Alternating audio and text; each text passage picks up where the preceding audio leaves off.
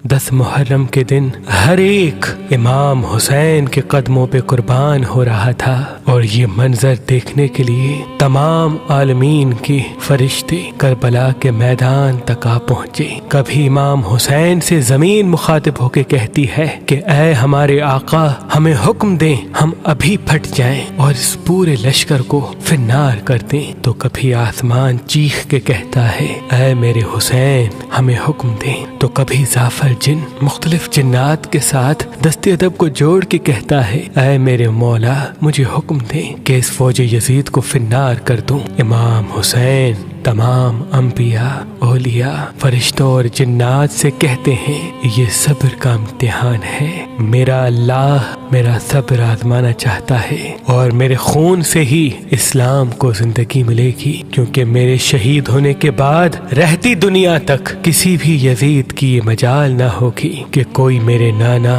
حضرت محمد مصطفیٰ صلی اللہ علیہ وآلہ وسلم کی شریعت کو جھوٹا کہے۔ بس سب مولا حسین کا امتحان دیکھ رہے ہیں۔ امام حسین علی اکبر کے سینے سے برچھی نکالتے ہیں تو کبھی اپنے 6 ماہ کا بچہ قربان کرتے ہیں۔ جب آپ کے ساتھ کوئی نہ رہا، آپ خیام میں آتے ہیں، بیویوں سے الوداع کہتے ہیں۔ امام سجاد کو وصیتیں کرتے ہیں کہ اسلام کے لیے ہر دکھ تکلیف کو برداشت کرنا، لیکن قدم قدم پہ اپنے نانا کی رسالت کی گواہی دیتے رہنا۔ بس جیسے ہی بیویوں سے الوداع کہہ کے زلجنا کو حکم دیتے ہیں کہ اے میرے گھوڑے، مجھے میدان میں لے کے چل، زلجنا آگے نہیں بڑھتا۔ امام حسین زلجنا کے قدموں میں دیکھتے ہیں کہ آپ کی بیٹی سکینہ زلجنا کے پیروں میں لپٹی ہوئی ہے۔ آپ اترتے ہیں، اپنی بیٹی سے فرماتے ہیں اے میری بیٹی سکینہ، اپنے بابا سے الوداع کہو۔ بی بی سکینہ فرماتی ہے بابا صبح سے لے کے اب تک جو میدان میں گیا وہ واپس نہیں آیا۔ امام حسین فرماتے ہیں اے میری بچی، ہمارے خون سے تمہارے نانا کا دین بچے گا، صبر کرو۔ آپ یتیمی کا پرسہ دیتے ہیں اور میدان میں آ کے باواز بلند فرماتے ہیں اے لوگو، میں رسول اللہ کا نواسا حسین ہوں، فاطمہ کا بیٹا، علی کا لال، میں وہ ہوں جس کے لیے اللہ کے رسول بار بار فرماتے تھے کہ حسین و منی وانا من الحسین، میرا خون رسول اللہ کا خون ہے، میرا گوشت رسول اللہ کا گوشت ہے۔ کیوں مجھے قتل کرنا چاہتے ہو؟ کیا میں نے شریعت میں کوئی ترامیم کی ہے؟ کسی انسان کا حق غصب کیا ہے؟ کیوں میرے بچوں کو مارا ہے؟ کیوں 3 دن سے ہمیں پیاسا رکھا ہے؟ فوج یزید ایک آواز میں کہتی ہے کہ ہم سب تجھے تیرے بابا علی کے بغض میں قتل کرنا چاہتے ہیں۔ پھر آپ فرماتے ہیں آج جو اسلام کا پرچم تم ہاتھوں پہ بلند کر کے کھڑے ہو، یہ پرچم میرے بابا علی نے بلند کیا تھا۔ خیبر و خندق میں اگر میرے بابا علی نہ ہوتے تو اسلام کی فتح ناممکن تھی۔ آج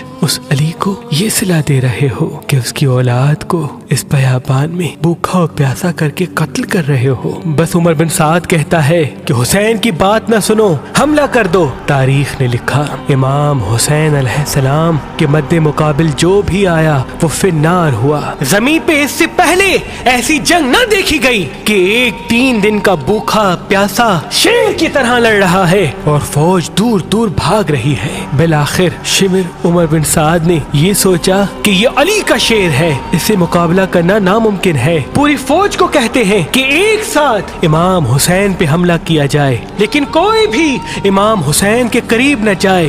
دور دور سے امام حسین کو تیر مارے اور آدھی فوج جا کے خیام کو آگ لگا دے۔ بس ہزاروں کی فوج نے امام حسین کو چاروں طرف سے گھیرا اور دور دور بھاگتے ہوئے امام حسین کو تیر مارتی رہی، نیزے مارتی رہی، اور کچھ امام حسین کے قیام کو جلاتے ہیں۔ امام حسین کبھی خیموں کی طرف جاتے ہیں، کبھی سپاہیوں کی طرف آتے ہیں۔ بس اتنے میں آواز غائب آتی ہے اے حسین، تیرا اللہ تجھ سے راضی ہوا۔ امام حسین تلوار کو روک لیتے ہیں۔ فوجی اشکیا جیسے ہی امام حسین کی رکی ہوئی تلوار دیکھتے ہیں تو وہ لوگ جو امام حسین کو دیکھ کے بھاگ گئے تھے وہ بھی قریب آنے لگتے ہیں، اور دور دور سے جس کے ہاتھوں میں جو چیز ہوتی ہے وہ امام حسین کی طرف پھینکنے لگتے ہیں۔ تاریخ نے لکھا جس کے پاس نیزے تھے وہ نیزہ مارنے لگا، جس کے پاس تیر تھے وہ تیر مارنے لگا، جس کے پاس تلواریں تھی وہ تلواریں مارنے لگا۔ جس کے پاس مارنے کے لیے کچھ نہ تھا، وہ کربلا کی گرم زمین سے مٹی اٹھاتا اور امام حسین کی طرف پھینکتا۔ تاریخ نے لکھا آپ کے جسم پہ اتنے تیر تھے کہ آپ کا جسم مبارک دور سے نظر تک نہیں آ رہا تھا۔ آپ نے چاہا کہ آپ اللہ کے دربار میں سجدہ کریں۔ آپ اپنے آپ کو گھوڑے کی زین سے زمین کی طرف لے کے جاتے ہیں، لیکن آپ کے جسم مبارک پہ تیر اتنے تھے، نہ آپ زمین پہ تھے نہ گھوڑے کی زین پہ تھے، تیروں کے مسلح پہ تھے۔ یہ منظر تمام انبیاء دیکھ کے زارو قطار رو رہے تھے۔ بس جو بھی امام حسین کا سر کاٹنے کے لیے قریب آئے، امام حسین کے چہرے میں ان کو رسول اللہ کا چہرہ نظر آئے اور وہ چیخ کے دور چلا جائے۔ بس شمر نے کہا یہ کام مجھ سے ہونا ہے۔ بس شمر قریب آتا ہے، امام حسین کے سر سے امامہ اتارتا ہے، آپ کے بالوں میں ہاتھ ڈالتا ہے، چھری کو گلے پہ رکھتا ہے، پہلی ضرب چلاتا ہے۔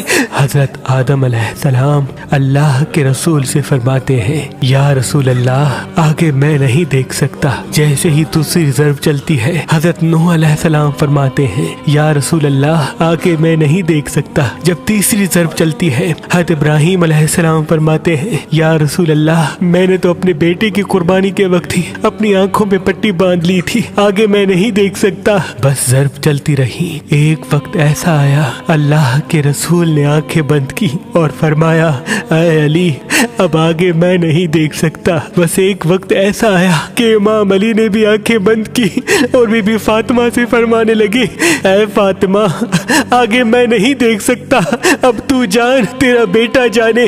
بی بی فاطمہ زہرا مقتل میں دیکھتی ہے کہ شمر مسلسل امام حسین کے گلے پہ خنجر چلا رہا ہے۔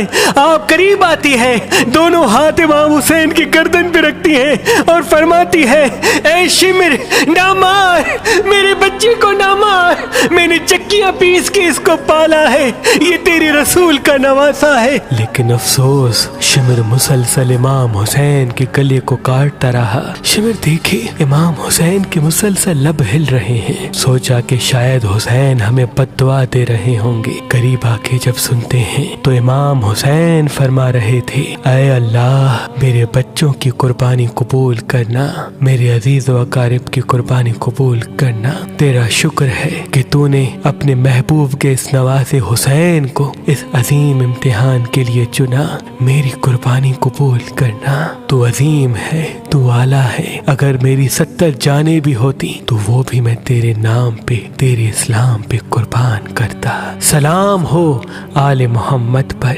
سلام ہو رسول اللہ کے خاندان پر، جنہوں نے ہر تکلیف کو برداشت کر کے قیامت تک اسلام کو زندہ کر دیا، قیامت تک اسلام کو زندہ کر دیا۔